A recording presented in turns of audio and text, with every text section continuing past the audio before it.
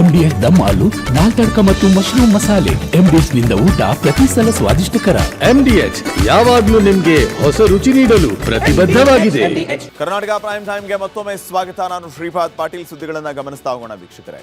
Iran ಅಕ್ಷರಶಃ ಧಗಧಗಿಸ್ತಾ ಇದೆ. Iran ಪಾಲಿಗೆ ಇಸ್ರೇಲ್ನ ವಾಯುದಾಳಿ ಆಘಾತವನ್ನೇ ನೀಡಿದೆ. ಇರಾನ್ನ 5 ಪ್ರಮುಖ ತೈಲ ಸಂಗ್ರಹಾಗಾರಗಳನ್ನ ಧ್ವಂಸ ಮಾಡಲಾಗಿದೆ. ಪ್ರತಿಯಾಗಿ ಇರಾನ್ ಸರಿಯಾಗಿ ಟಕ್ಕರ್ ಕೂಡ ಕೊಡ್ತಾ ಇದೆ. ಈ ಕ್ಷಣದವರೆಗೂ ಯುದ್ಧ ಭೂಮಿಯಲ್ಲಿ ಏನೇನ್ ಆಗಿದೆ, ಯುದ್ಧ ಭೂಮಿಯಿಂದ ಲೇಟೆಸ್ಟ್ ಅಪ್ಡೇಟ್ಗಳು ನಿಮಗಾಗಿ ನೋಡ್ಕೊಂಬನ್ನಿ.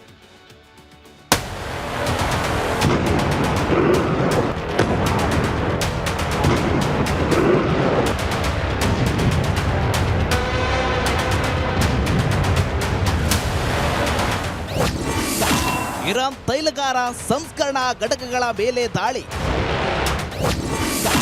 ರಾಜಧಾನಿ ಟೆಹರಾನ್ನಲ್ಲಿ ಬೆಂಕಿಯ ಉಂಡೆಗಳ ಸುರಿಮಳೆ. ಅಮೆರಿಕ, ಇಸ್ರೇಲ್, ಇರಾನ್ ನಡುವಿನ ಸಂಘರ್ಷ 9ನೇ ದಿನ ತೀವ್ರ ಸ್ವರೂಪ ಪಡೆದಿದೆ. ದಾಳಿ ಪ್ರತಿದಾಳಿಯ ಕಿಚ್ಚಿಗೆ ಬಲಿಯಾದವರ ಸಂಖ್ಯೆ 1700 ಗಡಿದಾಟಿದೆ. ಇರಾನ್ ಪ್ರತಿಕಾರದ ದಾಳಿಯಲ್ಲಿ ಅಮೆರಿಕದ 25 ಯೋಧರು ಹತರಾಗಿದ್ದಾರೆ. ತೈಲ ಸಂಗ್ರಹಾಗಾರಗಳ ಮೇಲಿನ ದಾಳಿಯಿಂದ ಟೆಹರಾನ್ ನಗರ ಬೆಂಕಿ ಉಂಡೆಗಳ ಮಳೆಯ ಸುಳಿಗೆ ಸಿಲುಕಿದೆ.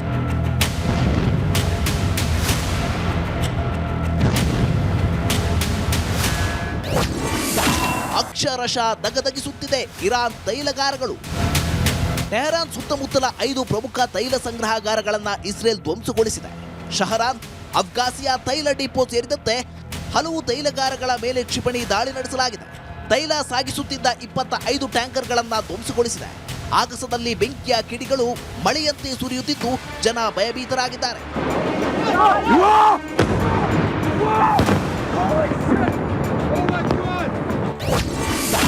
ಬರೋಬ್ಬರಿ 25 ಅಮೆರಿಕ ಯೋಧರ ಹತ್ಯೆ. ಅಮೆರಿಕ ಮತ್ತು ಮಿತ್ರಕೂಟದ ವಿರುದ್ಧ ಇರಾನ್ ಪ್ರತಿಕಾರದ ದಾಳಿ ಮುಂದುವರೆಸಿದೆ. ಬ್ಯಾರನ್ನಲ್ಲಿರೋ ಅಮೆರಿಕ ನೌಕಾಪಡೆಯ ಪ್ರಧಾನ ಕಚೇರಿ ಮೇಲೆ ನಡೆಸಿದ ಕ್ಷಿಪಣಿ ದಾಳಿಯಲ್ಲಿ 21 ಯೋಧರು ಹತರಾಗಿದ್ದಾರೆ. ಐರಿಸ್ ದೇನಾ ಹಡಗು ಮುಳುಗಿಸಿ 87 ಯೋಧರನ್ನ ಕೊಂದಿದ್ದ ಅಮೆರಿಕ ವಿರುದ್ಧ ಇರಾನ್ ಸೇಡು ತೀರಿಸಿಕೊಂಡಿದೆ. ಇರಾನ್ ಮೇಲೆ ಪ್ರತಿದಾಳಿಗೆ ಸಜ್ಜಾದ UAE.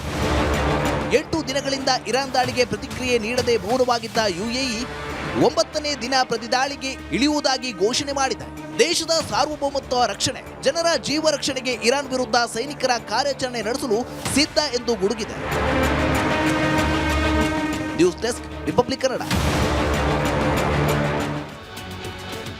ಸದ್ಯ ಅಮೆರಿಕಾವನ್ನ ಇನ್ನಿಲ್ಲದಂತೆ ಕಾಡ್ತಾ ಇರುವಂಥದ್ದು ಇರಾನ್ ಸೇನೆ.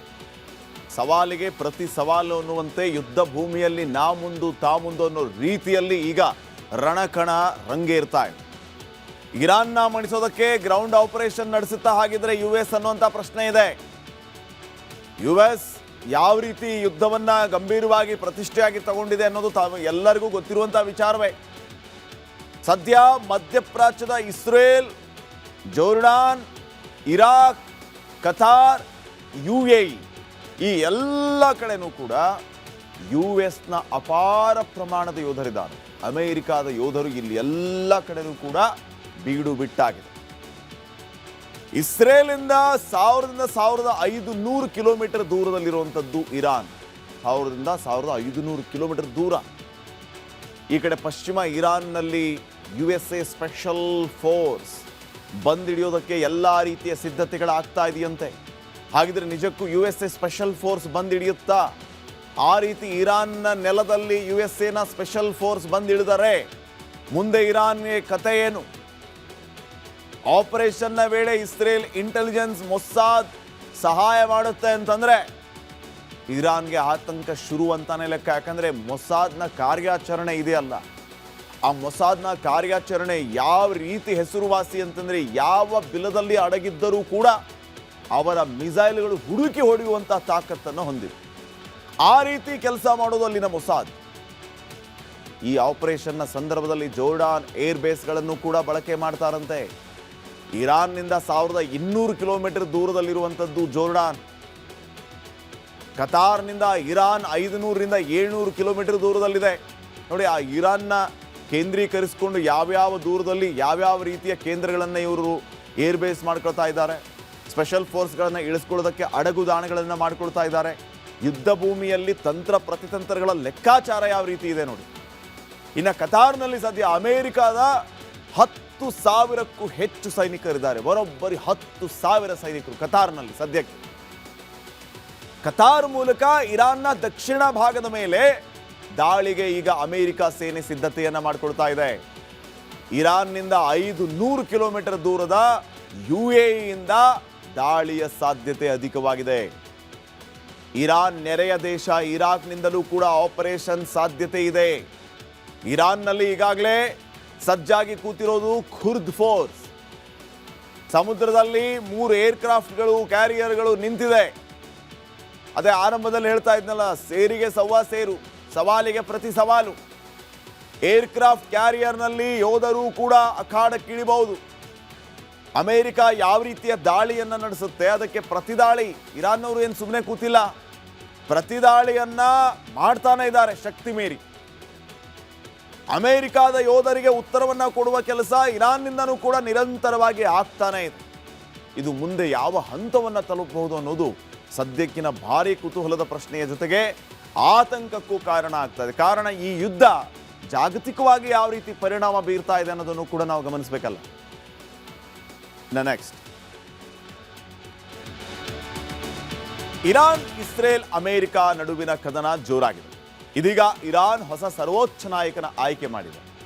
ಅವರನ್ನೂ ಮುಗಿಸ್ಬಿಡ್ತೀವಿ ಅಂತ ಟ್ರಂಪ್ ಗುಡುಗಿದ್ದಾರೆ.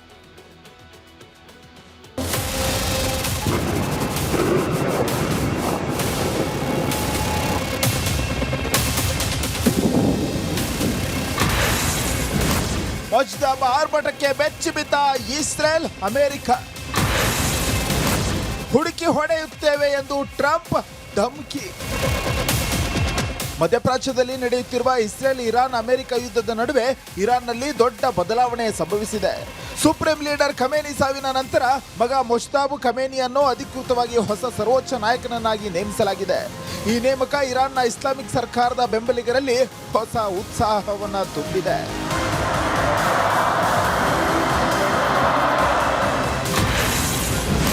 ಮೊಜ್ತಾಬ್ ಆಟ ಶುರು. ಅಲಿ ಖಮೇನಿ ಮರಣದ ನಂತರ ಉತ್ತರಾಧಿಕಾರಿ ಬಗ್ಗೆ ಜೋರು ಚರ್ಚೆ ನಡೆಯುತ್ತಿತ್ತು. ಆದರೆ ಕೊನೆಗೂ ಹೊಸ ಸರ್ವೋಚ್ಚ ನಾಯಕನ ಆಯ್ಕೆಯಾಗಿದೆ. ಮೊಜ್ದಾಬ ಖಮೇನಿಗೆ ಇರಾನ್ನ ತಜ್ಞರ ಸಭೆ ಮಣೆ ಹಾಕಿದೆ. ಅಲಿ ಖಮೇನಿ ಅವರ 2ನೇ ಮಗನಾಗಿರೋ ಮೊಜ್ದಾಬ ಧಾರ್ಮಿಕ ರಾಜಕೀಯ ವಲಯಗಳಲ್ಲಿ ಪ್ರಭಾವಶಾಲಿಯಾಗಿದ್ದಾರೆ. ಮೊಜ್ದಾಬ್ಗೆ IRGC ಸಂಪೂರ್ಣ ನಿಷ್ಠೆ ಹೊಂದಿದ್ದು ಹೊಸ ಸರ್ವೋಚ್ಚ ನಾಯಕನ ಆದೇಶ ಪಾಲಿಸಲು ನಿರ್ಧಾರ ಮಾಡಿದೆ. ಅಗತ್ಯ ಬಿದ್ದರೆ ಪ್ರತೀಕಾರ ತೀರಿಸಿಕೊಳ್ಳುತ್ತೇವೆ ಎಂದು IRGC ಗುಡುಗಿದೆ.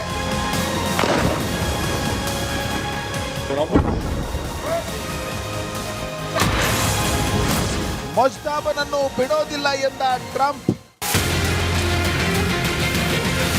ಸ್ವಯಂ ಘೋಷಿತ ಶಾಂತಿದೂತ ಡೊನಾಲ್ಡ್ ಟ್ರಂಪ್ ಇದೀಗ ಹೊಸ ಧಮಕಿ ಹಾಕಿದ್ದಾರೆ. ಹೊಸ ಸರ್ವೋಚ್ಚ ನಾಯಕನನ್ನು ನಾವು ಬಿಡೋದಿಲ್ಲ ಎಂದು ದೊಡ್ಡಣ್ಣ ಗುಡುಗಿದ್ದಾರೆ. News desk, Republic Kannada.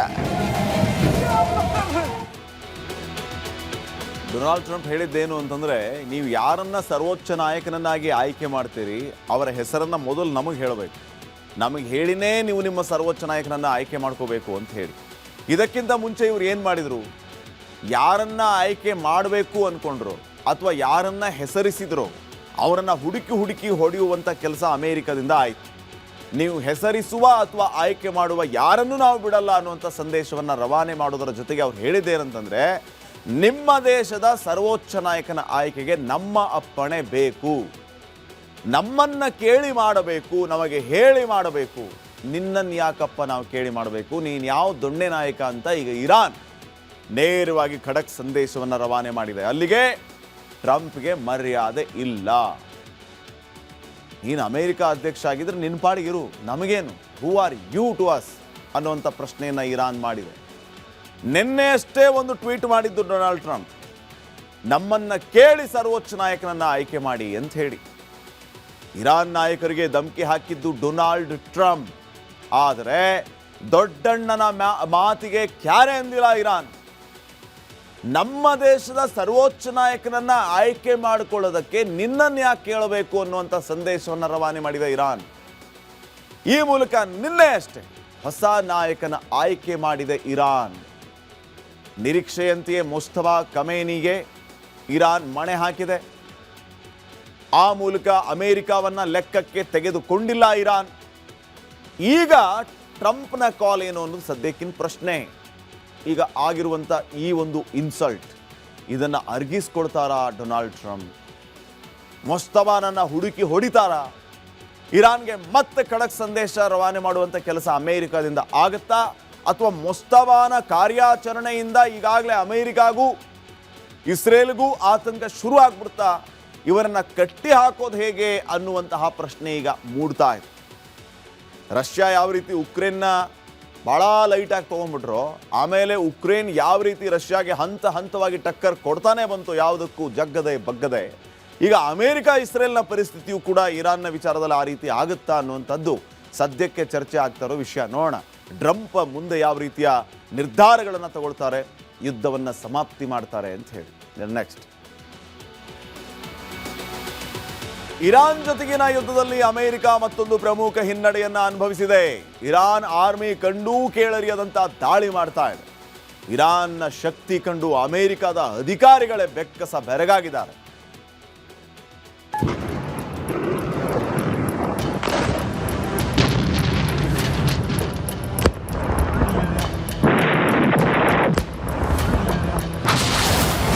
Iran ಶಕ್ತಿ ಅರಿಯದೆ ಎಡವಿದ ಅಮೆರಿಕ. ನಿರೀಕ್ಷೆಗೂ ಮೀರಿದ ಶಕ್ತಿ, ಟ್ರಂಪ್ಗೆ ಆತಂಕ.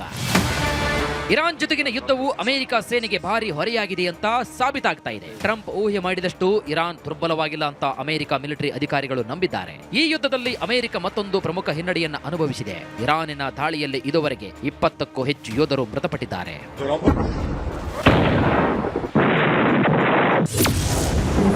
ಇರಾನ್ ದುರ್ಬಲವೆಂದು ಭಾವಿಸಿ ಅಮೆರಿಕ ಎಡವಿದೆ. ಖಮೇನಿ ಸತ್ತರೆ ಇರಾನ್ ದುರ್ಬಲವಾಗುವ ನಂಬಿಕೆ ಇತ್ತು. ಆದ್ರೆ ಈ ಬಾರಿ ಮೈಕೊಡವಿ ನಿಂತಿದೆ. ಇರಾನ್ ದಾಳಿಗಳನ್ನ ನಿಲ್ಲಿಸಿಲ್ಲ, ಹಿಂದೆಯೂ ಕೂಡ ಸರಿಯುತ್ತಿಲ್ಲ. ಪದೇ ಪದೇ ಅಮೆರಿಕ ನೆಲೆಗಳ ಮೇಲೆ ಎರಗುತ್ತಾ ಇದೆ.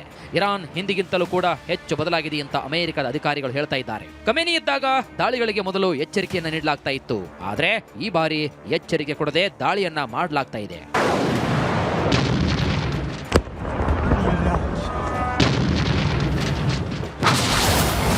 ಸದ್ಯಕ್ಕಂತೂ ನಿಲ್ಲೋದಿಲ್ವಂತೆ ಇರಾನ್ ಯುದ್ಧ ಯಾವಾಗ ನಿಲ್ಲುತ್ತೋ ಅನ್ನೋದನ್ನ ನಾನು ಬೆಂಜಮಿನ್ ನೆತನ್ಯಾಹು ನಿರ್ಧರಿಸುತ್ತೇವೆ ಅಂತ ಟ್ರಂಪ್ ಹೇಳಿದ್ದಾರೆ. ಆದ್ರೆ ಇರಾನ್ ಮಾತ್ರ ಯುದ್ಧ ನಿಲ್ಲಿಸೋ ಮೂಡ್ನಲ್ಲಂತೂ ಇಲ್ವೇ ಇಲ್ಲ.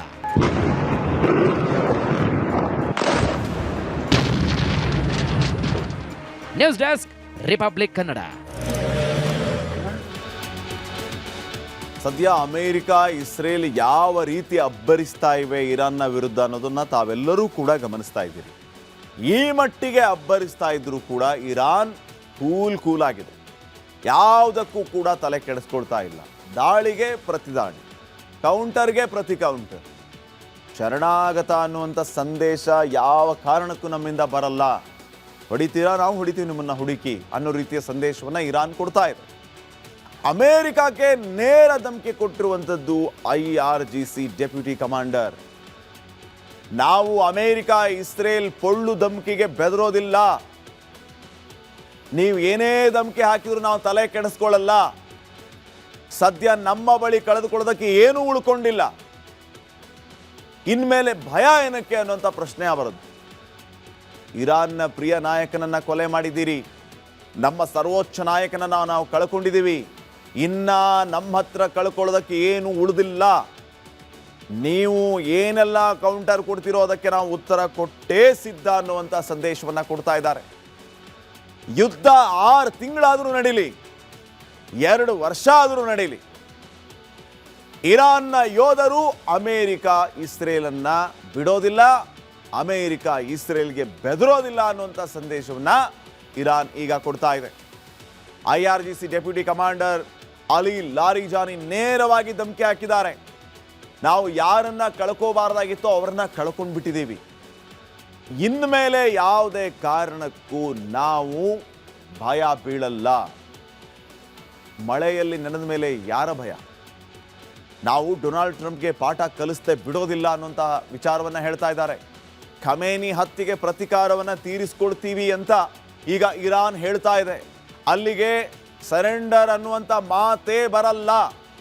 ನಾವು ನಿಮಗೆ ತಕ್ಕ ಉತ್ತರವನ್ನು ಕೊಡ್ತೀವಿ, ಖಮೇನಿಯನ್ನ ಕಳ್ಕೊಂಡಿದ್ದಕ್ಕೆ ನಿಮಗೆ ಪಾಠ ಕಲಿಸ್ತೀವಿ ಅನ್ನುವಂಥ ಸಂದೇಶವನ್ನು ರವಾನೆ ಮಾಡಿದ್ದಾರೆ. ಇದು ಯಾವ ರೀತಿಯ ಪ್ರತಿದಾಳಿಗೆ ಕಾರಣ ಆಗುತ್ತೆ, ಆ ಪ್ರತಿದಾಳಿಯ ಪರಿಣಾಮ ಯಾವ ರೀತಿ ಇರುತ್ತೆ ಅನ್ನುವಂಥದ್ದು ಸದ್ಯಕ್ಕಿನ $1 ಮಿಲಿಯನ್ ಪ್ರಶ್ನೆ ಆಗಿದೆ. ಇನ್ನು ನೆಕ್ಸ್ಟ್, ಇರಾನ್ ಯುದ್ಧದ ಪರಿಣಾಮ ತೈಲ ಬೆಲೆ ಬ್ಯಾರೆಲ್ಗೆ $100 ದಾಟಿ ಹೋಗಿದೆ. $100. ಈ ಬಾರಿ ಬಿಕ್ಕಟ್ಟು ಹೀಗೆ ಮುಂದುವರೆದರೆ ಆ ಮಟ್ಟವನ್ನು ದಾಟಿ ಹೋಗಬಹುದು. ಆಗ ನಿಮ್ಮ ಜೇಬಿಗೂ ಕತ್ತರಿ ಬೀಳಬಹುದು. ಇದು ಯುದ್ಧದ ಪರಿಣಾಮ. ಏನೇನು ಆಗ್ತಾ ಇದೆ ಪರಿಣಾಮ ನೋಡ್ಕೊಂಬನ್ನಿ ಒಂದ್ಸರಿ.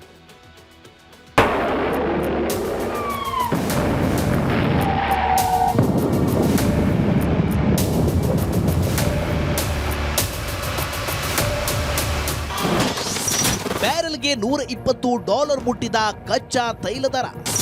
ದೇಶದ ವಾಹನ ಸವಾರರ ಜೇಬಿಗೆ ಬೀಳುತ್ತಾ ಪ್ರಹಾರ.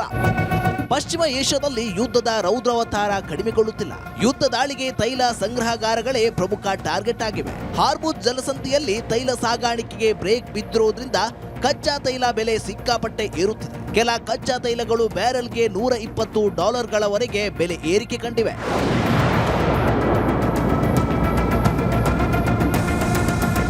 ಈ ತೈಲದಲ್ಲೂ ತರಹೇವಾರಿ ವಿಧಗಳಿವೆ. ಮರ್ಬನ್ ಕ್ರೂಡ್ $120 ಏರಿದೆ. WTI ಕ್ರೂಡ್ $120 ದಾಟಿದೆ. ಬ್ರೆಂಟ್ ಕ್ರೂಡ್ $107 ಮುಟ್ಟಿದೆ.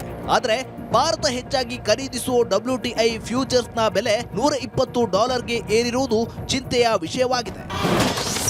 ಕಚ್ಚಾ ತೈಲ ಬೆಲೆ ದುಬಾರಿಯಾದ್ರೆ ಭಾರತದ ಮೇಲೇನು ಪರಿಣಾಮ ಅಂತ ನೋಡೋದಾದ್ರೆ, ತಜ್ಞರ ಪ್ರಕಾರ ಬ್ಯಾರೆಲ್ಗೆ $10 ಬೆಲೆ ಏರಿಕೆಯಾದರೆ ಭಾರತದ GDP ಬೆಳವಣಿಗೆ 10 ಮೂಲಾಂಕಗಳಷ್ಟು ಹಿನ್ನಡೆ ಹೊಂದುತ್ತದೆ. ಹಣದುಬ್ಬರ ಏರಿಕೆ, ಕಚ್ಚಾ ತೈಲ ಬೆಲೆ ಏರಿಕೆಯಾದ್ರೆ petrol, diesel, LPG, LNG, PNG ಇತ್ಯಾದಿ ಬೆಲೆಗಳೆಲ್ಲವೂ ಏರುತ್ತವೆ. ಇದರಿಂದ ಇತರ ಹಲವು ಸರಕುಗಳ ಬೆಲೆ ಏರುತ್ತದೆ. ಪರಿಣಾಮವಾಗಿ ಹಣದುಬ್ಬರ ಹೆಚ್ಚುತ್ತದೆ. ದುಬಾರಿ ಬೆಲೆಗೆ ತೈಲವನ್ನ ಆಮದು ಮಾಡಿಕೊಳ್ಳುವುದರಿಂದ ಭಾರತದ ಹೆಚ್ಚು ಡಾಲರ್ಗಳನ್ನ ವ್ಯಯಿಸಬೇಕು. ಇದರಿಂದ ಕರೆಂಟ್ ಅಕೌಂಟ್ ಡೆಫಿಸಿಟ್ ಉಂಟಾಗುತ್ತದೆ. ಡಾಲರ್ ಎದುರು ರೂಪಾಯಿ ಮತ್ತಷ್ಟು ದುರ್ಬಲಗೊಳ್ಳುತ್ತದೆ. ಇದರಿಂದ ಆಮದು ವೆಚ್ಚ ಮತ್ತಷ್ಟು ಹೆಚ್ಚುತ್ತದೆ. ಇದು ಹಣದುಬ್ಬರ ಮತ್ತಷ್ಟು ಹೆಚ್ಚಲು ಕಾರಣವಾಗುತ್ತದೆ. ತೈಲ ದರ ಏರಿಕೆ ಶಾಕ್ ತಾತ್ಕಾಲಿಕ ಮಾತ್ರ. ಐತಿಹಾಸಿಕವಾಗಿ ನೋಡಿದಾಗ ತೈಲ ಬಿಕ್ಕಟ್ಟು ಹಲವು ಬಾರಿ ಎದುರಾಗಿದೆ. ಆದರೆ ದೀರ್ಘಕಾಲ ಈ ಬಿಕ್ಕಟ್ಟು ಮುಂದುವರಿದಿಲ್ಲ. ಈ ಬಾರಿಯೂ ಪಶ್ಚಿಮ ಏಷ್ಯಾದಲ್ಲಿ ಬಿಕ್ಕಟ್ಟು ಬೇಗ ಮುಗಿಯುವ ನಿರೀಕ್ಷೆ ಇದೆ. ಅಕಸ್ಮಾತ್ ತೈಲ ಪೂರೈಕೆ ತಿಂಗಳುಗಟ್ಟಲೆ ಸ್ಥಗಿತಗೊಂಡ್ರೆ ಆಗ ಪರಿಸ್ಥಿತಿ ಕಷ್ಟಕರವಾಗಬಹುದು. News desk, Republic Kannada. ತೈಲ ಬರದ ತೂಗತ್ತಿಯಿಂದಾಗಿ ಎಷ್ಟೆಲ್ಲ ತೊಂದರೆಗಳಾಗ್ತಾ ಇದೆ ಅನ್ನೋದನ್ನ ನಾವು ಗಮನಿಸ್ತಾ ಹೋಗೋಣ. ಇದು ಯಾವ ರೀತಿ ಪರಿಣಾಮವನ್ನು ಬೀರ್ತಾ ಇದೆ ಅಂತ ಹೇಳಿ. ಇಡೀ ವಿಶ್ವದ ನೆತ್ತಿಯ ಮೇಲೆ ತೈಲ ಬರದ ತೂಗತ್ತಿ ಈಗ ಎಷ್ಟರ ಮಟ್ಟಿಗೆ ಇದೆ? ಕ್ರೂಡ್ ಆಯಿಲ್ ಮೊದಲು ಅಂದರೆ ಯುದ್ಧಕ್ಕಿಂತ ಮುಂಚೆ ಎಷ್ಟಕ್ಕೆ ಸಿಗ್ತಾ ಇತ್ತು, ಈಗ ಏನೇನಾಗುತ್ತೆ, ಮುಂದೆ ಹೇಗೆ, ಇವೆಲ್ಲವೂ ಕೂಡ ಪ್ರಶ್ನೆ. ಯಾಕಂದರೆ ಅಟ್ಯಾಕ್ ಆಗಿರೋದು ತೈಲ ರಾಷ್ಟ್ರಗಳ ಮೇಲೆ. ಇರಾನಿಗಳ ಕಬ್ಜಾದಲ್ಲಿರುವಂಥದ್ದು ಜಗತ್ತಿನ ತೈಲ ರಹದಾರಿ. ಹಾರ್ಮುಜ್ ಜಲಸಂಧಿ ಆವರಿಸಿ ಕೂತಿರುವಂಥದ್ದು ಇರಾನಿಗಳು. ಭಾರತ ಸೇರಿ ಹಲವು ದೇಶಗಳಿಗೆ ಶೀಘ್ರ ಸಂಕಷ್ಟ ಎದುರಾಗುತ್ತೆ. ತೈಲ ಬರದ ಮುನ್ಸೂಚನೆಯನ್ನು ಈಗಾಗಲೇ ವಿಶ್ಲೇಷಕರು ನೀಡ್ತಾ ಇದ್ದಾರೆ. ಇದೇ ರೀತಿ ಪರಿಸ್ಥಿತಿ ಮುಂದುವರೆದರೆ ಮುಂದೆ ದರ ಬರೆ ಖಂಡಿತ ಅಂತ ಹೇಳಿ 1973ರ ಪರಿಸ್ಥಿತಿಯನ್ನೂ ಕೂಡ ಮೀರಿಸುತ್ತಾ ಈ ಸದ್ಯಕ್ಕಿನ ಕದನ. ಕೊಲ್ಲಿ ಕದನದಿಂದ ಜಗತ್ತಿನ ತೈಲ ಸಂಚಾರವೇ ಸ್ತಬ್ಧವಾಗಿತ್ತು. ಹಾರ್ಮುಜ್ನಿಂದಲೇ 20% ತೈಲ ಸಂಚಾರ ಆಗುತ್ತೆ. ಭಾರತ, ಚೀನಾ, ಜಪಾನ್, ಸೌತ್ ಕೊರಿಯಾಗೆ ಇಲ್ಲಿಂದ ತೈಲ ಹೋಗುತ್ತೆ. ಹಾರ್ಮುಜ್ ಬಂದರ್ನಿಂದ ನಿಂತಲ್ಲೇ ನಿಂತಿರುವಂಥದ್ದು ಟ್ಯಾಂಕರ್ಸ್ಗಳು ಎಲ್ಲೂ ಸದ್ಯಕ್ಕೆ ಮೂನೇ ಆಗ್ತಾ ಇಲ್ಲ. ಸ್ಟಾಕ್ ಇರೋದನ್ನ ಎಷ್ಟು ದಿನ ಅಂತ ನೀವು ಕೊಡ್ತೀರಿ? ಆಮೇಲೆ ಆ ಪರಿಸ್ಥಿತಿ ಏನು? ಯಾಕಂದರೆ ಅಲ್ಲಿಂದ ಟ್ಯಾಂಕರ್ಸ್ಗಳು ಮೂವ್ ಆಗ್ತಾ ಇಲ್ಲ ಅಂತಂದರೆ ಮುಂದೆ ಯಾವ ರೀತಿ ಇಡೀ ಜಗತ್ತಿಗೆ ತೈಲವನ್ನು ಹಂಚೋದು? ಹಾರ್ಮುಜ್ನಿಂದಲೇ ನಿತ್ಯ 2 ಕೋಟಿ ಬ್ಯಾರಲ್ ತೈಲ ಸಾಗಾಟ ಆಗುತ್ತೆ. 2 ಕೋಟಿ ಬ್ಯಾರಲ್ ತೈಲ ಈ ರೀತಿ ಮುಂದುವರೆದ್ರೆ ಭಾರಿ ಸಮಸ್ಯೆ ಆಗುತ್ತೆ. ಅದರಲ್ಲೂ ಭಾರತ ಸೇರಿ ಏಷ್ಯಾ ರಾಷ್ಟ್ರಗಳಿಗೆ ಹಾರ್ಮುಜ್ ಜೀವನಾಡಿ. ಇರಾನ್ಗಳ ಅಟ್ಟಹಾಸದಿಂದ ತೈಲ ಸಂಚಾರಕ್ಕೆ ಬ್ರೇಕ್ ಬಿದ್ದಿದೆ. ಹಿಂಗೇ ಪರಿಸ್ಥಿತಿ ಮುಂದುವರೆದ್ರೆ ಮಾರುಕಟ್ಟೆಯಲ್ಲಿ ಕಚ್ಚಾ ತೈಲದ ಬೆಲೆ ಏರಿಕೆ ಆಗುತ್ತೆ. ಕ್ರೂಡ್ ಆಯಿಲ್ ಜಾಸ್ತಿ ದುಡ್ಡು ಕೊಟ್ಟು ತಗೊಬೇಕು ನಾವು. ಪರಿಸ್ಥಿತಿ ಮುಂದುವರೆದ್ರೆ ತೈಲ $120 ಏರಿಕೆ ಆಗುತ್ತೆ. ಕ್ರೂಡ್ ಆಯಿಲ್ ಅದು ಇದ್ದಷ್ಟು ಕೊಡ್ತಾರೆ. ಆಮೇಲೆ $120 ಆದರೆ ಪೆಟ್ರೋಲ್ ಡೀಸೆಲ್ ಬಲು ದುಬಾರಿ ಆಗುತ್ತೆ. ಈಗಾಗಲೇ ಎಷ್ಟೆಲ್ಲ ಸಮಸ್ಯೆ ಆಗ್ತಾ ಇದೆ ನಮ್ಮ ರಾಜ್ಯದಲ್ಲಿ. ಪರಿಸ್ಥಿತಿ ಹೀಗೇ ಮುಂದುವರೆದ್ರೆ ನೀವು ಜಾಸ್ತಿ ದುಡ್ಡು ಕೊಟ್ಟು ಪೆಟ್ರೋಲ್ ಡೀಸೆಲ್ನ ತಗೊಳ್ಳೋದಕ್ಕೆ ರೆಡಿ ಇರಿ. ಬೆಂಗಳೂರಿನಲ್ಲಿ ಹಂತ ಹಂತವಾಗಿ ಹೋಟೆಲ್ಗಳು ಬಂದ್. ಎಚ್ಚರಿಕೆ, ಹೋಟೆಲ್ ಬಂದ್ಗೆ ಸಿಎಂ ಸಿದ್ದರಾಮಯ್ಯ ಅವರು ಬೆಂಬಲವನ್ನ ಕೊಡ್ತಿದ್ದಾರಂತೆ. ಯುದ್ಧದ ಹಿನ್ನೆಲೆ ವಾಣಿಜ್ಯ ಸಿಲಿಂಡರ್ ಸರಬರಾಜು ಕೊರತೆ ಆಗ್ತಾ ಇದೆ. ಬೆಂಗಳೂರಿನಲ್ಲಿ ಹಂತ ಹಂತವಾಗಿ ಹೋಟೆಲ್ಗಳು ಬಂದ್ ಆಗುತ್ತೆ. ಎಚ್ಚರಿಕೆ. ಹೋಟೆಲ್ ಅಸೋಸಿಯೇಷನ್ಗೆ ಸಿಎಂ ಸಿದ್ದರಾಮಯ್ಯ ಅವರು ಬೆಂಬಲವನ್ನು ಕೊಟ್ಟಿದ್ದಾರೆ. ಗೃಹ ಬಳಕೆ LPG ದರ $115 ಹೆಚ್ಚಿದ್ದಾರೆ. ಹೋಟೆಲ್ ಸಂಘಟನೆ ಮಾಡಿದವ್ರದ್ದು ಸರಿ ಇದೆ ಅಂತ ಸಿಎಂ ಅವರು ಹೇಳಿದ್ದಾರೆ.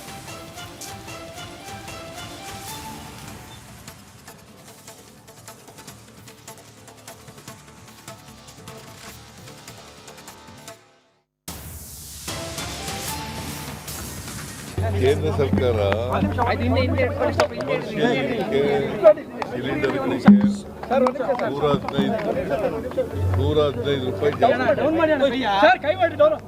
$115 ಜಾಸ್ತಿ ಮಾಡಿದ್ದಾರೆ. 60 ರೂಪಾಯಿನ ಡೊಮೆಸ್ಟಿಕ್ ಇದು ಮಾಡಿದ್ದಾರೆ. ಸೊ ಇದು ಬಹಳ ಹೆಚ್ಚಾಗಿದೆ ಅಂತಕ್ಕಂಥದ್ದು ಎಲ್ಲರ ಅಭಿಪ್ರಾಯ. ಅವರು ಮಾಡ್ತಾ ಇರೋದು ಸರಿಯಾಗಿದೆ ಆಗಿದೆ ಸರ್. ಸರಬರಾಜು ಕೂಡ ನಿಂತಿದೆ ಅನ್ನೋ ಆತಂಕವನ್ನು ವ್ಯಕ್ತಪಡಿಸ್ತಾ ಇದ್ದಾರೆ ಸರ್. ಯುದ್ಧದ ಪರಿಣಾಮ ಆತಂಕ ಬೇರೆ, ನಿಲ್ಲಿಸಿದಾರ ಅನ್ನೋದು ಬಹಳ. ಕೇಂದ್ರ ಸರ್ಕಾರ ಸಿಲಿಂಡರ್ಗಳಿಗೆ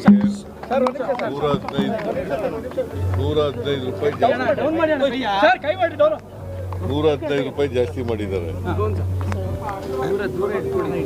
60 ರೂಪಾಯಿನ ಡೊಮೆಸ್ಟಿಕ್ ಇದು ಮಾಡಿದ್ದಾರೆ. ಸೊ ಇದು ಬಹಳ ಹೆಚ್ಚಾಗಿದೆ ಅಂತಕ್ಕಂಥದ್ದು ಎಲ್ಲರ ಅಭಿಪ್ರಾಯ. ಅವರು ಮಾಡ್ತಾ ಇರೋದು ಸರಿಯಾಗಿದೆ ಆಗಿದೆ ಸರ್. ಸರಬರಾಜು ಕೂಡ ನಿಂತಿದೆ ಅನ್ನೋ ಆತಂಕವನ್ನು ವ್ಯಕ್ತಪಡಿಸ್ತಾ ಇದ್ದಾರೆ ಸರ್. ಯುದ್ಧದ ಪರಿಣಾಮ ಆತಂಕ ಬೇರೆ, ನಿಲ್ಲಿಸಿದಾರ ಅನ್ನೋದು ಬಹಳ. LPG ಸಿಲಿಂಡರ್ ಬುಕಿಂಗ್ ಅವಧಿ ಏರಿಕೆ ಪ್ರಸ್ತುತ 21 ದಿನಗಳಿಂದ 25 ದಿನಗಳಿಗೆ ಏರಿಕೆ. ಕಾಳಸಂತೆಯಲ್ಲಿ ಮಾರಾಟ, ಅನಗತ್ಯ ಸಂಗ್ರಹಣೆ ತಪ್ಪಿಸಲು ಈ ಕ್ರಮವನ್ನು ತಗೋತಾ ಇದ್ದಾರೆ. 55 ದಿನಗಳಿಗೊಮ್ಮೆ ಬುಕಿಂಗ್ ಮಾಡ್ತಾ ಇದ್ದವರಿಂದ ತರಾತುರಿ ಬುಕಿಂಗ್.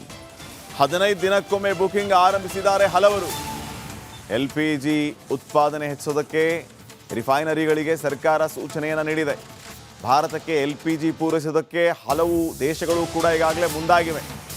ಮುಂದೆ ಬಂದಿರುವ ಅಲ್ಜೀರಿಯಾ, ಆಸ್ಟ್ರೇಲಿಯಾ, ಕೆನಡಾ, ನಾರ್ವೆ ಇವರಿಂದ ಬಹಳ ನಿರೀಕ್ಷೆಯನ್ನು ಮಾಡಲಾಗ್ತಾ ಇದೆ ಸದ್ಯಕ್ಕೆ.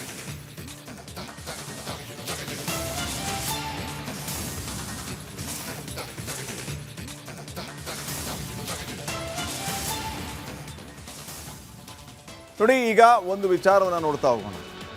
ಯುದ್ಧ ಆಗೋದಕ್ಕಿಂತ ಮುಂಚೆ ಪ್ರತಿ ಕ್ರೂಡ್ ಆಯಿಲ್ ಬ್ಯಾರಲ್ ಎಷ್ಟು $ಗೆ ಸಿಗ್ತಾ ಇದೆ? ಯುದ್ಧ ಆರಂಭ ಆದ 1 ವಾರದ ನಂತರ ಕ್ರೂಡ್ ಆಯಿಲ್ ಪರ್ ಬ್ಯಾರಲ್ ಎಷ್ಟು ರೂಪಾಯಿಗೆ ಸಿಗ್ತಾ ಇದೆ? ಈಗ ಸದ್ಯಕ್ಕೆ ಯಾವ ರೀತಿ ದರ ಏರಿಕೆ ಆಗಿದೆ? ಈ ಮೂಲಕ ಇಡೀ ಜಗತ್ತಿಗೆ ತೈಲ ಬರೆ ಜೋರಾಗ್ತಾ ಇದೆ. ಯುದ್ಧ ಆರಂಭ ಆಗೋದಕ್ಕಿಂತ ಮುಂಚೆ ಪ್ರತಿ ಬ್ಯಾರಲ್ ಕ್ರೂಡ್ ಆಯಿಲ್ $68ಗೆ ಸಿಗ್ತಾ ಇತ್ತು. ಇಂಡಿಯನ್ ರುಪೀಸಲ್ಲಿ 5,720 ರೂಪಾಯಿಗೆ 1 ಬ್ಯಾರಲ್ ಕ್ರೂಡ್ ಆಯಿಲ್ ಸಿಗ್ತಾ ಇತ್ತು. ಇನ್ನ ಇದು ಯಾವ ರೀತಿ ಮುಂದುವರಿಯಿತು ಅಂತಂದ್ರೆ, ಯುದ್ಧ ಆರಂಭ ಆಗಿ 1 ವಾರ ಆದಮೇಲೆ $92ಗೆ ಪ್ರತಿ ಬ್ಯಾರಲ್ಗೆ $92 ಅಂದರೆ 8,488 ರೂಪಾಯಿ. ಒಂದೇ ವಾರದಲ್ಲಿ 3,000 ರೂಪಾಯಿ ಜಂಪ್ ಆಯಿತು. ಯಾವಾಗ? 6 ಮಾರ್ಚ್ 6ಕ್ಕೆ, 2 ದಿನದ ಹಿಂದೆ. ಇನ್ನ ಈಗ ಸದ್ಯಕ್ಕೆ $114ಗೆ ಪ್ರತಿ ಬ್ಯಾರಲ್ ಸಿಗ್ತಾ ಇದೆ. ಒಂದು ಕ್ರೂಡ್ ಆಯಿಲ್ ಬ್ಯಾರಲ್ ಸದ್ಯ $114ಗೆ ಸಿಗ್ತಾ ಇದೆ. ಅಂದರೆ 10,518 ರೂಪಾಯಿ ಇವತ್ತಿನ ರೇಟನ್ನು ನಾವು ನೋಡಿದರೆ, ಅಲ್ಲಿಗೆ ನೀವು ಲೆಕ್ಕ ಹಾಕಿ 10 ದಿನಗಳ ಬಳಿಕ ಅಥವಾ 10 ದಿನಗಳಲ್ಲಿ 4,798 ರೂಪಾಯಿ ಏರಿಕೆ ಆಗಿದೆ. ಯುದ್ಧ ಶುರುವಾಗೋದಕ್ಕಿಂತ ಮುಂಚೆ ಎಷ್ಟಿತ್ತು, ಈಗ ಎಷ್ಟಾಗಿದೆ, ಡಬಲ್ ಅರ್ಧಕ್ಕರ್ಧ ಕ್ರೂಡ್ ಆಯಿಲ್ನ ರೇಟ್ ಜಾಸ್ತಿ ಆಗಿದೆ.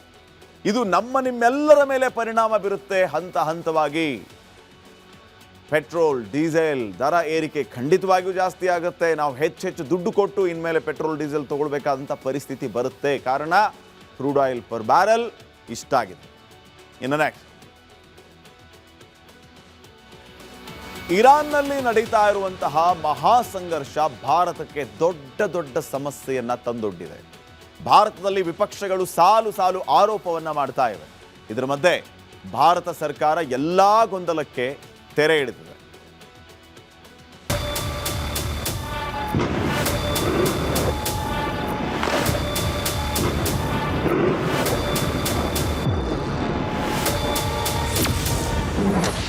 ಇರಾನ್ ಬೆಳವಣಿಗೆ ಬಗ್ಗೆ ಭಾರತದ ಕಳವಳ. ಪರ್ಷಿಯಾ ಹಡಗಿನ ಬಗ್ಗೆ ಜೈಶಂಕರ್ ಸ್ಪಷ್ಟನೆ. ಮಧ್ಯಪ್ರಾಚ್ಯದಲ್ಲಿ ಸಂಘರ್ಷದ ಬಗ್ಗೆ ರಾಜ್ಯಸಭೆಯಲ್ಲಿ ಚರ್ಚೆಯಾಗ್ತಾ ಇದೆ. ವಿದೇಶಾಂಗ ಸಚಿವ ಜೈಶಂಕರ್ ಕೇಂದ್ರ ಸರ್ಕಾರದ ನಿಲುವು ಇದುವರೆಗೂ ತೆಗೆದುಕೊಂಡಿರುವಂತಹ ಕ್ರಮಗಳ ಬಗ್ಗೆ ರಾಜ್ಯಸಭೆಗೆ ಮಾಹಿತಿ ನೀಡಿದ್ದಾರೆ. India is in favor of peace and urges a return to dialogue and diplomacy. We advocate de-escalation, restraint, and ensuring the safety of civilians. 2. The well-being and security of the Indian community in the region is our priority. We will continue to work with the governments of the region towards that end. And 3.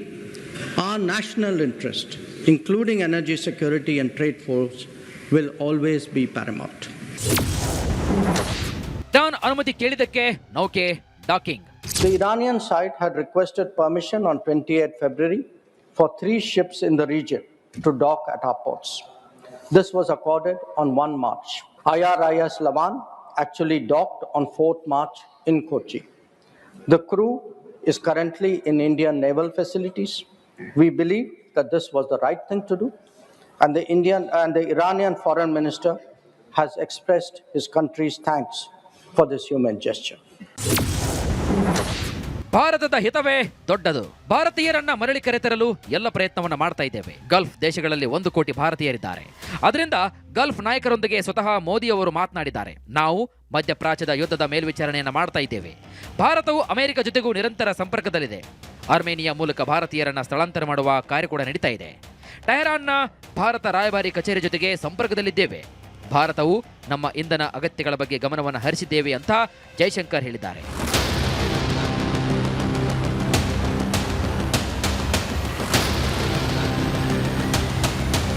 ಈ ಯುದ್ಧವು ಸಾಲು ಸಮಸ್ಯೆಗಳನ್ನು ತಂದಿಟ್ಟಿದ್ದು ಅದನ್ನ ಭಾರತ ಹೇಗೆ ನಿಭಾಯಿಸುತ್ತೆ ಅಂತ ಕಾದು ನೋಡಬೇಕಾಗಿದೆ. News desk, Republic Kannada. ದಿನೇ ದೊಡ್ಡದಾಗ್ತಾ ಇದೆ ಇರಾನ್ನ ಈ ಮಹಾಸಮರ. ಇರಾನ್ನ ತೈಲ ಕೇಂದ್ರಗಳ ಮೇಲೆ ಇಸ್ರೇಲ್ ಸೇನೆ ಯಾವ ರೀತಿ ಟಾರ್ಗೆಟ್ ಮಾಡ್ತಾ ಇದೆ ಅನ್ನೋದನ್ನು ನಾವು ಗಮನಿಸ್ತಾ ಇದ್ದೀವಿ. ಇದು ಕೇವಲ ಆರ್ಥಿಕ ನಷ್ಟ ಅಲ್ಲದೆ ಪರಿಸರ ದುರಂತಕ್ಕೆ ನಾಂದಿ ಹಾಡ್ತಾ ಇದೆ. ಇದರಿಂದ ಸಮಸ್ಯೆಗಳು. ತೈಲ ಬಾವಿಗಳಿಗೆ ಬೆಂಕಿ ಬಿದ್ದಾಗ ದಟ್ಟ ಹೊಗೆ ಹೊರಹೊಮ್ಮುತ್ತೆ.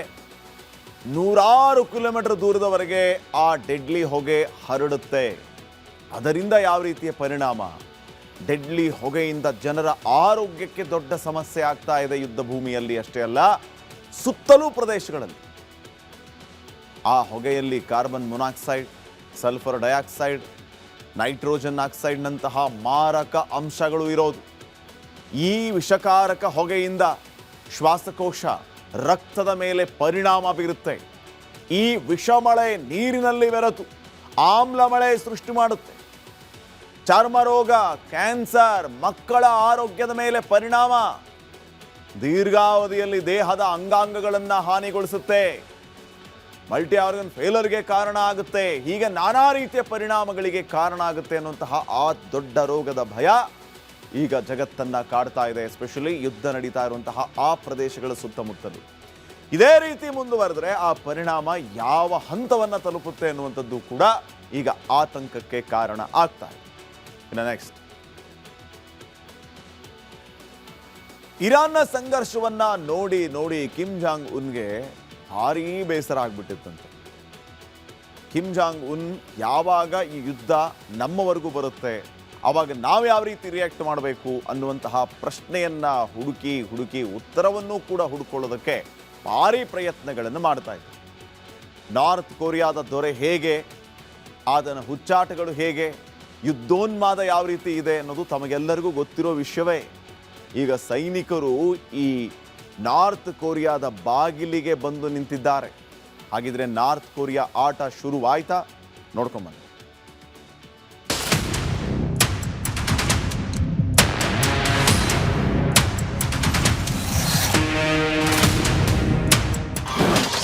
ಕಿಮ್ಮಣ್ಣನ ಮೇಲೂ ದಾಳಿ ಮಾಡುತ್ತಾ ಅಮೆರಿಕ.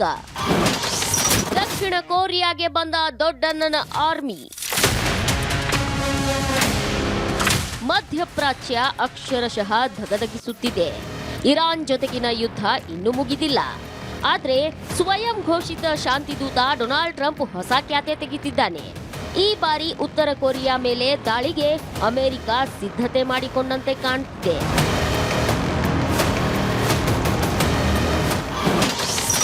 ಏಷ್ಯಾ ಕಡೆಗೆ ತಿರುಗಿದ ಡೊನಾಲ್ಡ್ ಟ್ರಂಪ್ ಗಮನ. ಇರಾನ್ ಸಂಘರ್ಷದ ಮಧ್ಯೆ ಟ್ರಂಪ್ ಗಮನ ಏಷ್ಯಾ ಕಡೆಗೆ ಸರಿದಿದೆ. ಇದ್ದಕ್ಕಿದ್ದಂತೆ ದಕ್ಷಿಣ ಕೊರಿಯಾದಲ್ಲಿ ಅಮೆರಿಕದ ಸೈನ್ಯವನ್ನ ನಿಯೋಜಿಸಿದ್ದಾರಂತೆ.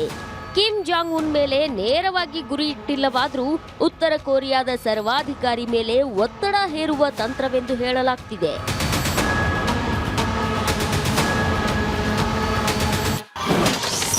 ದಕ್ಷಿಣ ಕೊರಿಯಾಗೆ ಬಂದು ನಿಂತಿರೋ ಅಮೆರಿಕಾಗೆ ಕಿಮ್ ಜಾಂಗ್ ಉನ್ ಖಡಕ್ ಎಚ್ಚರಿಕೆ ನೀಡಿದ್ದಾರೆ. ಅಣ್ವಸ್ತ್ರದ ಬಟನ್ ನನ್ನ ಮೇಜಿನ ಮೇಲೆಯೇ ಇರುತ್ತದೆ. ಅಮೆರಿಕದ ಎಲ್ಲಾ ಪ್ರದೇಶಗಳು ನಮ್ಮ ಅಣ್ವಸ್ತ್ರಗಳ ವ್ಯಾಪ್ತಿಯಲ್ಲಿವೆ. ನಾವು ದಾಳಿ ಮಾಡಲೇಬೇಕು ಅಂತ ನಿಂತು ಬಿಟ್ರೆ ಎಚ್ಚರಿಕೆ ಇಲ್ಲದೆ ಅಮೆರಿಕವನ್ನ ಹೊಡೆಯಬಹುದು. ವಾಷಿಂಗ್ಟನ್ ಮತ್ತು ನ್ಯೂಯಾರ್ಕ್ಗಳೇ ನಮ್ಮ ಪ್ರಮುಖ ಗುರಿ ಎಂದು ಅಮೆರಿಕಾಗೆ ಕಿಮ್ ಎಚ್ಚರಿಕೆ ನೀಡಿದ್ದಾರೆ. ಮಾರ್ಚ್ 4ರಿಂದ 14ರವರೆಗೆ 18,000 ದಕ್ಷಿಣ ಕೊರಿಯಾದ ಸೈನಿಕರು ಸೇನಾ ಡ್ರಿಲ್ ಮಾಡಲಿದ್ದಾರೆ. ಅಮೆರಿಕ ಎಷ್ಟು ಯೋಧರನ್ನ ನಿಯೋಜಿಸಿದೆ ಅನ್ನೋದು ಗೊತ್ತಿಲ್ಲ. ಆದರೆ ಸಾವಿರಾರು ಸೈನಿಕರು ಭಾಗಿಯಾಗ್ತಿದ್ದಾರೆ ಅಂತ ಅಂದಾಜಿಸಲಾಗಿದೆ. ಈ ಬೆಳವಣಿಗೆಗಳನ್ನ ಕಿಮ್ಮಣ್ಣ ತುಂಬಾ ನಾಜೂಕಾಗಿ ನೋಡ್ತಿದ್ದಾರೆ. News desk, Republic Kannada. ಈ ರೀತಿ ಯುದ್ಧ ಸಂಘರ್ಷ, ಯುದ್ಧೋನ್ಮಾದ ಜಾಸ್ತಿ ಆದಾಗ ಸಹಜವಾಗಿ ಏನು ನೋಡ್ತೀವಿ, ಆಯಾ ದೇಶಗಳ ಮಿಲಿಟರಿ ಶಕ್ತಿ ಯಾವ ರೀತಿ ಇದೆ, ಆಯಾ ದೇಶಗಳು ಮಿಲಿಟರಿಗೆ ಯಾವ ರೀತಿಯ ಪ್ರಾಶಸ್ತ್ಯವನ್ನು ಕೊಟ್ಟಿದ್ದಾರೆ, ಸೂಪರ್ ಪವರ್ ಕಂಟ್ರಿ ಹೇಗೆ ಅನ್ನೋದನ್ನು ನೋಡ್ತಾ ಹೋಗ್ತೀವಿ. ಈಗ ಉತ್ತರ ಕೊರಿಯಾ ಮತ್ತು ಅಮೆರಿಕಾದ ಮಧ್ಯೆ ಸಂಘರ್ಷ ನಡೆದರೆ ಈ ದೇಶಗಳ ಬಲಾಬಲ ಯಾವ ರೀತಿ ಇದೆ ಅನ್ನೋದನ್ನು ನೋಡ್ತಾ ಹೋಗೋಣ. ಉತ್ತರ ಕೊರಿಯಾದ ಮಿಲಿಟರಿ ರ್ಯಾಂಕಿಂಗ್ 34, ಅಮೆರಿಕಾ ನಂಬರ್ 1 ರ್ಯಾಂಕಿಂಗಲ್ಲಿದೆ. ಇನ್ನು ಸೇನಾ ಬಜೆಟ್ ಯಾವ ರೀತಿ ಇದೆ ಅನ್ನೋದನ್ನು ನೋಡ್ತಾ ಹೋದರೆ $4.73 ಬಿಲಿಯನ್ ಎಲ್ಲಿ? ನಾರ್ತ್ ಕೊರಿಯಾದಲ್ಲಿ. ಈ ಕಡೆ ಅಮೆರಿಕಾದಲ್ಲಿ ಎಷ್ಟು ಅಂತಂದರೆ $895 ಬಿಲಿಯನ್. ಇನ್ನು 50 ಅಣ್ವಸ್ತ್ರ ಸಿಡಿತಲೆಗಳನ್ನು ಹೊಂದಿರುವಂಥದ್ದು ನಾರ್ತ್ ಕೊರಿಯಾ. ಈ ಕಡೆ ಅಮೆರಿಕ ಎಷ್ಟು ಹೊಂದಿದೆ ಅಂತಂದರೆ ಬರೋಬ್ಬರಿ 5044. ಎಷ್ಟು ವ್ಯತ್ಯಾಸ, ಅಜಗಜಾಂತರ. ಯಾವ ಲೆಕ್ಕ ಇಲ್ಲಿ ನೋಡಿ, ಇವರು ಯಾವ ಲೆಕ್ಕ ಇಟ್ಕೊಂಡು ಆದರೂ ಕೂಡ ಆ ಕಿಮ್ ಜಾಂಗ್ ಉನ್ ಹುಚ್ಚು ದೊರೆ ಯಾವ ರೀತಿ ಯಾವ ನಿರ್ಧಾರವನ್ನು ಯಾವ ಸಂದರ್ಭದಲ್ಲಿ ತಗೋತಾನೆ ಹೇಳೋದಕ್ಕೆ ಆಗಲ್ಲ. ಇನ್ನು ಇಲ್ಲಿ ಈ ಕಡೆ ನಾರ್ತ್ ಕೊರಿಯಾದಲ್ಲಿ ಬರೋಬ್ಬರಿ 13,20,000 ಸಕ್ರಿಯ ಯೋಧರಿದ್ದಾರೆ. 13,20,000 ಸೈನಿಕರ ವಿಚಾರದಲ್ಲಿ ಅಂತ ಮಹಾ ವ್ಯತ್ಯಾಸ ಏನಿಲ್ಲ. ಇಲ್ಲಿ 13,20,000 ಆದರೆ ಅಮೆರಿಕಾದಲ್ಲಿ 13,28,500 ಯೋಧರು. ಇನ್ನು ಮೀಸಲು ಪಡೆಯ ವಿಚಾರಕ್ಕೆ ಬಂದರೆ 5,60,000 ಯೋಧರು ನಾರ್ತ್ ಕೊರಿಯಾದಲ್ಲಿ, 7,99,500 ಮೀಸಲು ಪಡೆ ಅಮೆರಿಕಾದಲ್ಲಿ. ಇನ್ನು ಯುದ್ಧ ಟ್ಯಾಂಕ್ಗಳು ಎಷ್ಟಿದೆ? 4,344 ನಾರ್ತ್ ಕೊರಿಯಾ, ಉತ್ತರ ಕೊರಿಯಾದಲ್ಲಿ 4,640 ಟ್ಯಾಂಕ್ಗಳು ಅಮೆರಿಕ. ಇನ್ನು ಶಸ್ತ್ರಸಜ್ಜಿತ ವಾಹನಗಳ ಲೆಕ್ಕಕ್ಕೆ ಬಂದರೆ 18,288 ವಾಹನಗಳಷ್ಟೇ ನಾರ್ತ್ ಕೊರಿಯಾದಲ್ಲಿರೋದು.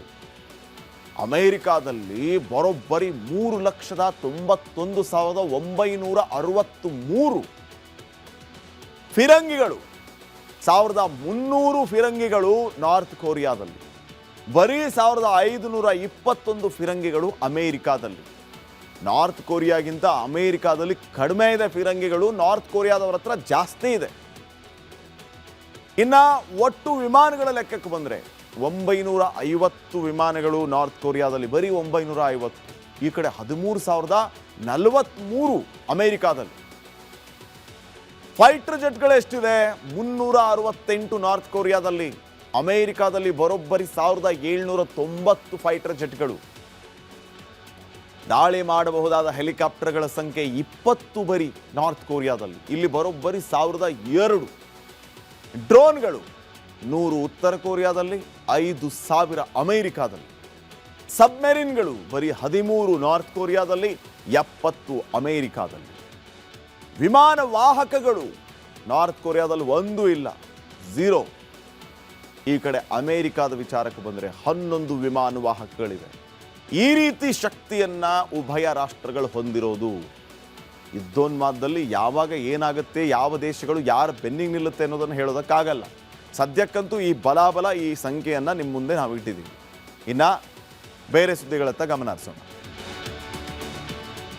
ಕಾಂಗ್ರೆಸ್ನಲ್ಲಿ ಅಧಿಕಾರ ಹಂಚಿಕೆಯ ಕಿತ್ತಾಟ ಒಂದು ಕಡೆ ಆದರೆ, ಸಚಿವರು ಶಾಸಕರು ಸೇರಿದಂತೆ ಪರಸ್ಪರ ನಾಯಕರುಗಳ ನಡುವೆಯೇ ತಾಳೇನೇ ಇಲ್ಲ ಅನ್ನೋ ರೀತಿಯಲ್ಲಿ ಅರಾಜಕತೆಯ ವಾತಾವರಣ ನಿರ್ಮಾಣ ಆಗಿದೆ. ಈಗ ದಾವಣಗೆರೆ ದಕ್ಷಿಣ ಕ್ಷೇತ್ರಕ್ಕಾಗಿ ಇಬ್ಬರು ಸಚಿವರು ಕಿತ್ತಾಡ್ತಾ ಇದ್ದಾರೆ. ಏನೇನು ಮಾತಾಡ್ತಾ ಇದ್ದಾರೆ ನೋಡ್ಕೊಂಬನ್ನಿ.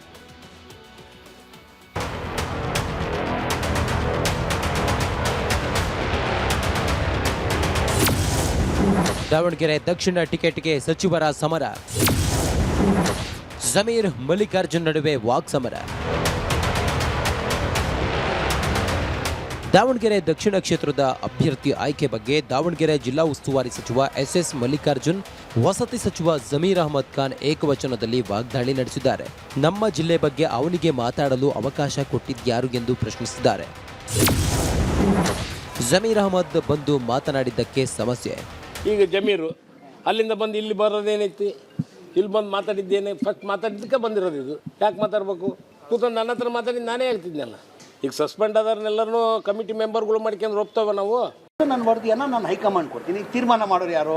ಹೈಕಮಾಂಡ್ ಮಾಡಬೇಕಾದ್ರೆ ನಾನು ಕೊಡೋಕ್ಕಾಗ್ತದೆ? ಟಿಕೆಟ್ ಇರ್ತೀವಿ ನಾನು ಕೊಡೋಕ್ಕಾಗ್ತದ? ನಾನು ಕೊಡೋಕ್ಕಾಗ್ತದಮ್ಮ? ಅಲ್ಲ, ನೀವು ಒತ್ತಾಯ ಮಾಡಿದ್ದೀರಾ? ಒತ್ತಾಯ ಮಾಡಲೇ, ಸಮಾಜಕ್ಕೆ ಮಾಡಲೇಬೇಕಿಲ್ಲ. ಈಗ ಅಲ್ಪಸಂಖ್ಯಾತರು ಮುಖಂಡರು ಬಂದು ಕೇಳಿದ್ದಾರೆ. ಸುಖ ಸುಮ್ಮನೆ ಬಂದು ಗೊಂದಲ ಸೃಷ್ಟಿಸಬೇಡಿ.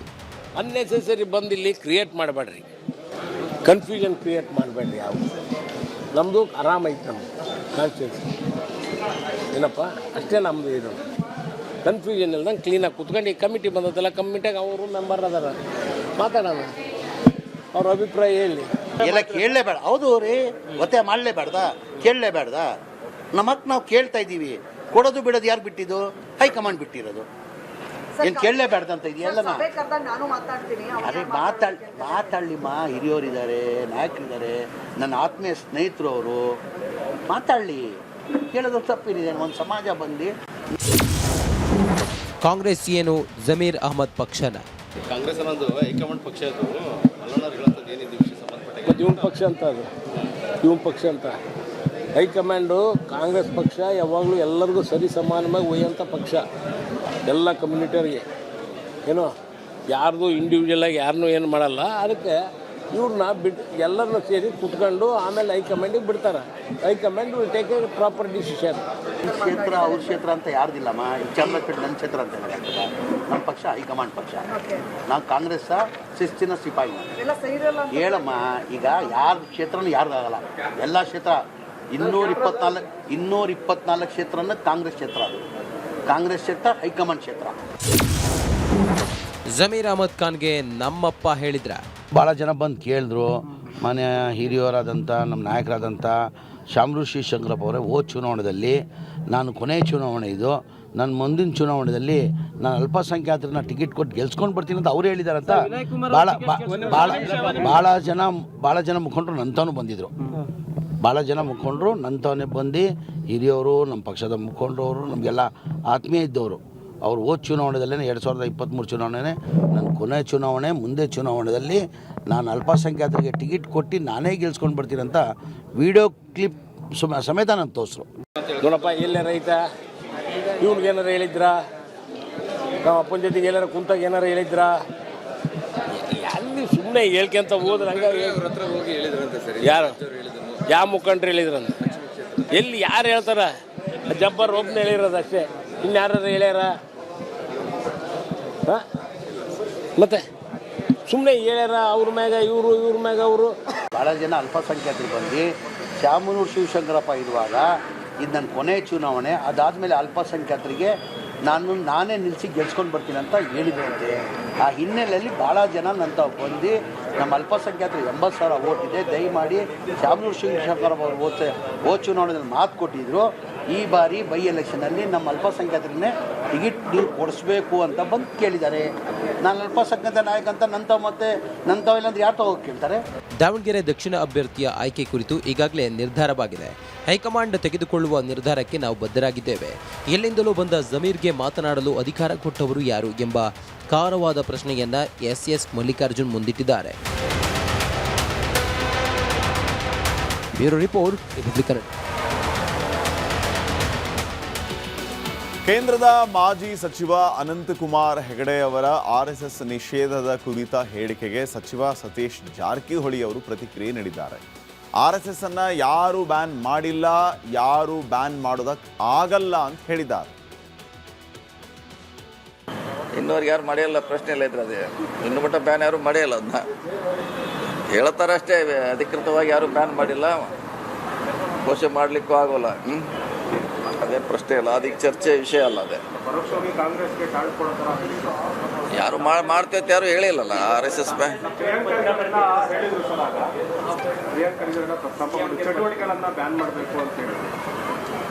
ಚಟುವಟಿಕೆ ಬೇರೆ, ಸಂಘ ನಿರ್ಬಂಧ ಮಾಡೋದಕ್ಕೂ ವ್ಯತ್ಯಾಸ ಇದೆ. ಅದು ಬೇರೆ ವಿಷಯ, ಈ ವಿಷಯ ಬೇರೆ. ಸಂಘ ಎಲ್ಲೂ ನಾವು ಬ್ಯಾನ್ ಮಾಡ್ತೀವಿ ಅಂತ ಎಲ್ಲಿ ಹೇಳಿಲ್ಲ ನಮ್ಮ ಸರ್ಕಾರ, ಯಾವುದೇ ಸರ್ಕಾರ.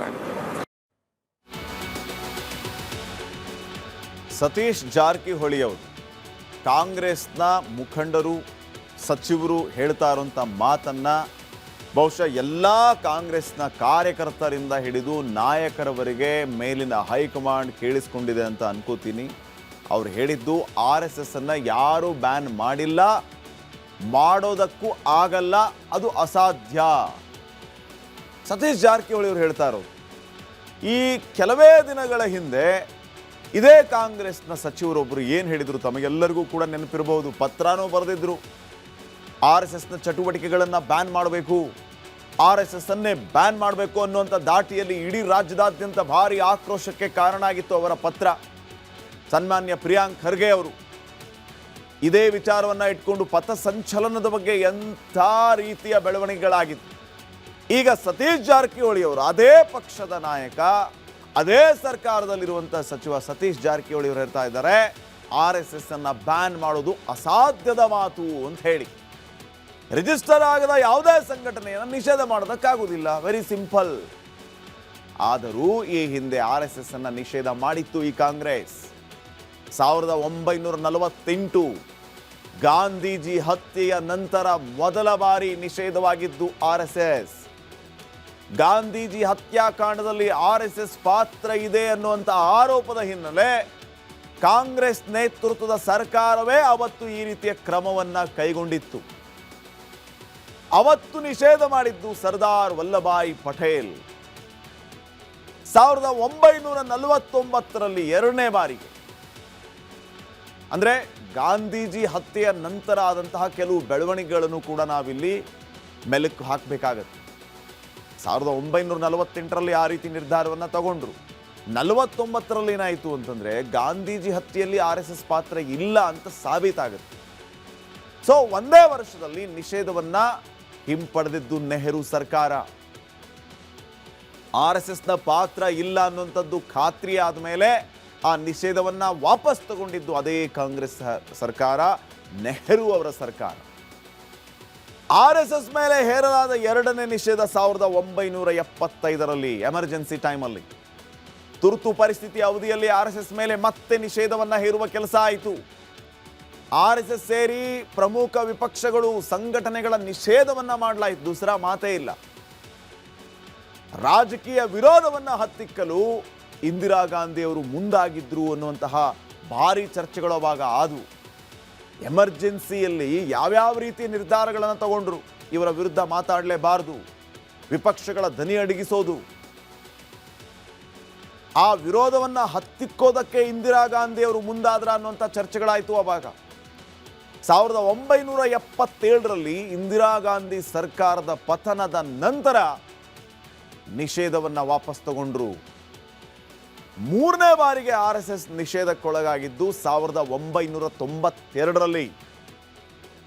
ಯಾವಾಗ ಅಂತಂದ್ರೆ ಅಯೋಧ್ಯೆಯಲ್ಲಿ ವಿವಾದಿತ ಬಾಬ್ರಿ ಮಸೀದಿಯ ಧ್ವಂಸವನ್ನ ಮಾಡಿದಾಗ ದೇಶಾದ್ಯಂತ ಕೋಮು ಉದ್ವಿಗ್ನತೆ ಸೃಷ್ಟಿಯಾಯಿತು. ಶಾಂತಿ ಕಾಪಾಡೋದಕ್ಕೆ ಅಂತ RSS ಅನ್ನ 3ನೇ ಸಾರಿ ಬ್ಯಾನ್ ಮಾಡುವಂತ ಕೆಲಸ ಆಯಿತು. ಆವಾಗ ಪ್ರಧಾನಿಯಾಗಿದ್ದು PV ನರಸಿಂಹರಾವ್ ಅವರು ಬ್ಯಾನ್ ಮಾಡಿದ್ದು ಪ್ರಧಾನಿ ಆದಾಗ. ಮತ್ತೆ 1 ವರ್ಷದ ನಂತರವೇ ಅಂದರೆ 93ರಲ್ಲಿ ಆ ನಿಷೇಧವನ್ನ ತೆರವು ಮಾಡಲಾಯಿತು. ಈ ರೀತಿ ಹಂತ ಹಂತವಾಗಿ ಇಲ್ಲಿವರೆಗೂ 3 ಸಾರಿ RSS ಅನ್ನ ಬ್ಯಾನ್ ಮಾಡಲಾಗಿತ್ತು.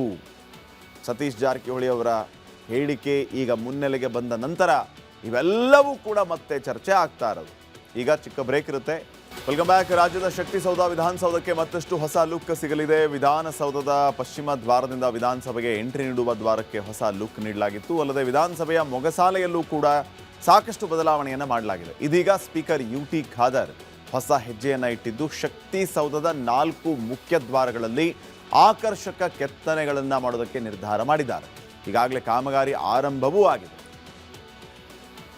ಇವತ್ತಿಗೂ ಕೂಡ ಯಾರಾದರೂ ಬೆಂಗಳೂರಿಗೆ ಬಂದಿದ್ದಾರಂತ ಏನು ಆ ಒಂದು ಸಾಕ್ಷಿ ಆಗಬೇಕಾದ್ರೆ ಬೆಳಿಗ್ಗೆ ಬಂದು ವಿಧಾನಸೌಧ ಮುಂದೊಂದು ಫೋಟೋ ತೆಗಿತಾರೆ. ಆ ಸಂದರ್ಭದಲ್ಲಿ ಜನಸಾಮಾನ್ಯರು ಬಾಲಂದು ಮತ್ತು ಅದಲ್ಲದೆ ನಾವು ಟೂರಿಂಗ್ ಗೈಡ್ ಕೂಡ ಮಾಡಿದ್ದೇವೆ. ಇದಾಗಿತ್ತು ಇವತ್ತಿನ ಕರ್ನಾಟಕ ಪ್ರೈಮ್ ಟೈಮ್. ನೋಡ್ತಾ ಇರಿ ರಿಪಬ್ಲಿಕ್ ಕನ್ನಡ. ಇದು ನಿಮ್ಮ ಧ್ವನಿ. ನಮಸ್ಕಾರ. ಆರೋಗ್ಯ ಹಾಗೂ ನ್ಯೂಟ್ರಿಷನ್ ಸಿಗುತ್ತೆ, ನೋಡಿ ಬಾಡಿ ಸ್ಟ್ರಾಂಗ್ ಆಗುತ್ತೆ, ಸ್ವಲ್ಪ ತಿಂದು ಹಸಿವು ನಿಗುತ್ತೆ, ಡೈಜೆಷನ್ಗೆ ಇಲ್ಲ ಅಪಾಯ. MDH ಸೋಯಾಟಿ ಅಸಲಿ ಪ್ರೋಟೀನ್. MDH